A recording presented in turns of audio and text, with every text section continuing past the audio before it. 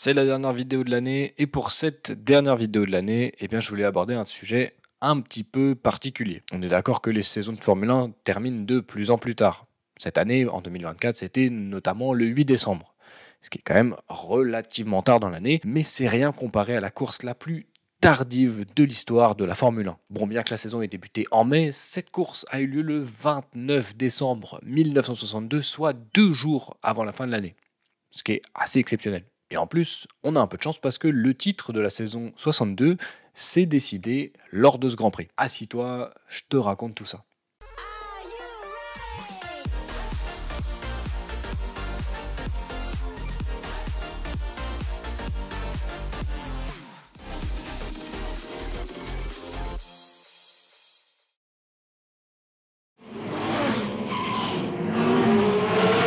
La saison fut disputée entre Lotus et BRM. En effet, pour les deux écuries britanniques, leurs pilotes phares, respectivement Jim Clark et Graham Hill, ont tous les deux pris 3 victoires. Les deux seules courses qui ne sont pas des victoires Lotus ou BRM ont été remportées soit par Bruce McLaren sur sa Cooper à Monaco, soit par Dan Gurney sur sa Porsche en France.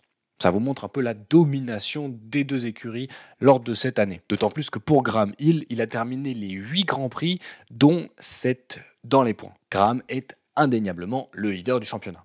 Mais Jim Clark s'est offert le droit de rêver grâce à sa victoire aux USA 2 mois et demi avant la dernière course de la saison qui se déroule le 29 décembre 1962 en Afrique du Sud. Et on y vient à cette course la plus tardive de l'histoire.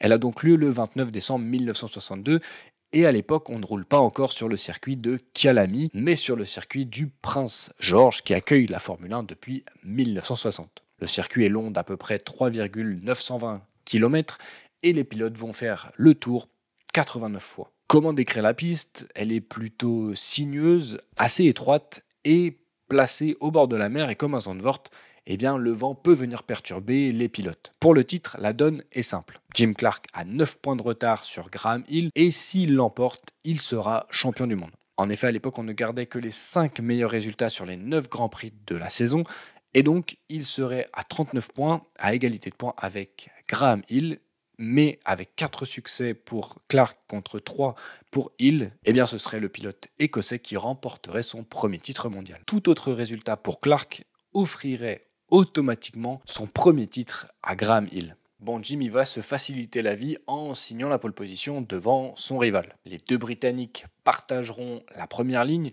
et ils ont dominé la qualification en collant plus d'une seconde sur tous leurs poursuivants. Les deux amis sont vraiment tous les deux dans une autre catégorie et nul doute que la victoire va se jouer entre les deux. Bon, il y a un petit souci pour Hill malgré tout puisqu'il va avoir un souci de lubrification et de carburation lors de la dernière séance d'essai, mais ces mécanos vont travailler d'arrache-pied et Graham sera bien sur la grille de départ pour le dernier Grand Prix de la saison. Ça aurait été dommage qu'il loupe la bataille pour le titre. Le départ est donné à 15h, heure locale, et Jim Clark s'élance parfaitement de sa pole position, quand de son côté Graham Hill galère un petit peu, il patine, et du coup il a déjà quelques longueurs de retard sur son copain écossais. Pas de panique, il arrive malgré tout à conserver sa deuxième place, mais à la fin du premier tour, il a déjà une seconde de retard sur Clark. Graham fait de son mieux pour rester accroché dans le sillage de Jim, qui est littéralement déchaîné. Il va prendre quasiment une seconde au tour au leader du championnat,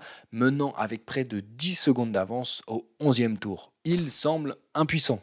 Et dans l'état actuel des choses, c'est Clark qui serait champion du monde. Petit à petit, le vent se lève, non pas sur la Bretagne armoricaine, mais sur le circuit, et ça va obliger les pilotes à quelque peu adopter un rythme plus lent.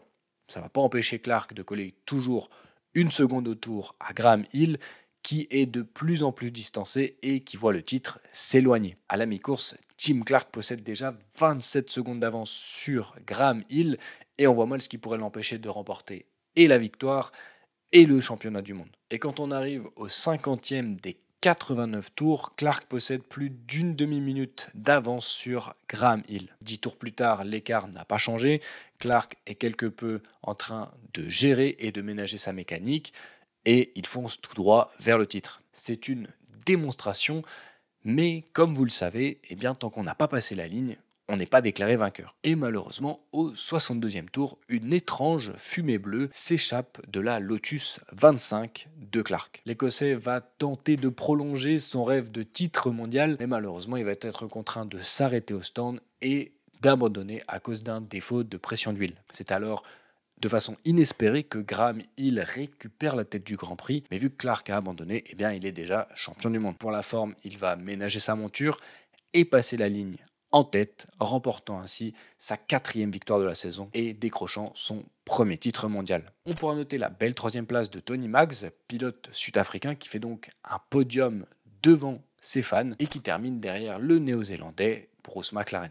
Le duel entre les deux amis continuera en 63, mais cette fois tournera largement à l'avantage de Jim Clark. L'Écossais ira chercher un 2e titre en 1965 et sera rejoint par Graham Hill qui roulera également chez Lotus. En 68, alors que Clark remporte le premier Grand Prix de la saison et qu'on le pense lancer vers un 3e titre, eh bien il sera victime d'un accident sur le circuit d'Hockenheim lors d'une course de Formule 2.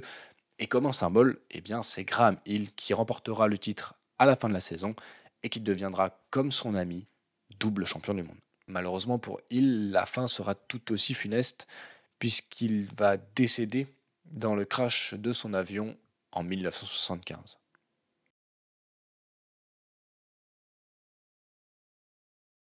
Voilà les amis, c'était l'histoire de la course la plus tardivement disputée lors d'un championnat du monde de Formule 1.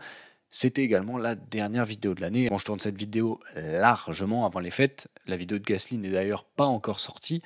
J'espère que cette vidéo de Gasly t'a plu et j'espère que tu auras passé de bonnes fêtes. J'étais tombé sur cette course quand je faisais l'histoire de la Formule 1 sur TikTok et que j'avais vu que la course avait eu lieu le 29 décembre 1962. Et je m'étais dit, il faut absolument que je m'intéresse à cette course et j'ai trouvé que c'était une histoire parfaite pour clôturer cette année 2024.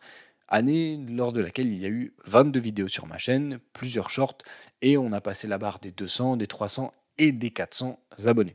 Donc déjà pour tout ça, merci beaucoup. Moi je suis très heureux d'avoir clôturé cette année avec toutes les vidéos que je voulais mettre en ligne. Enfin, il y en a une ou deux que j'ai pas mis en ligne parce que voilà, le planning a dû être un peu retravaillé. Mais dans l'ensemble, j'ai tenu mon planning avec une grosse vidéo par mois et une plus courte comme ce type de vidéo. Maintenant que j'ai fini cette vidéo et mon calendrier 2024, je vais pouvoir commencer à travailler sur mon année 2025, vous faire un petit programme. En tout cas, si cette vidéo t'a plu et que tu veux récompenser entre guillemets mon année 2024, eh ben, je t'invite à mettre un pouce bleu juste en dessous de la vidéo. Pense à t'abonner et à activer la cloche. N'hésite pas également à faire un tour sur tous mes réseaux sociaux, c'est ultra important. Il y a plein de vidéos qui sortent et si t'es pas abonné par exemple sur TikTok ou Instagram, eh ben t'as loupé le calendrier de l'Avent de la Formule 1 qui était une petite pépite. Bref, à nouveau, merci du soutien pour cette année.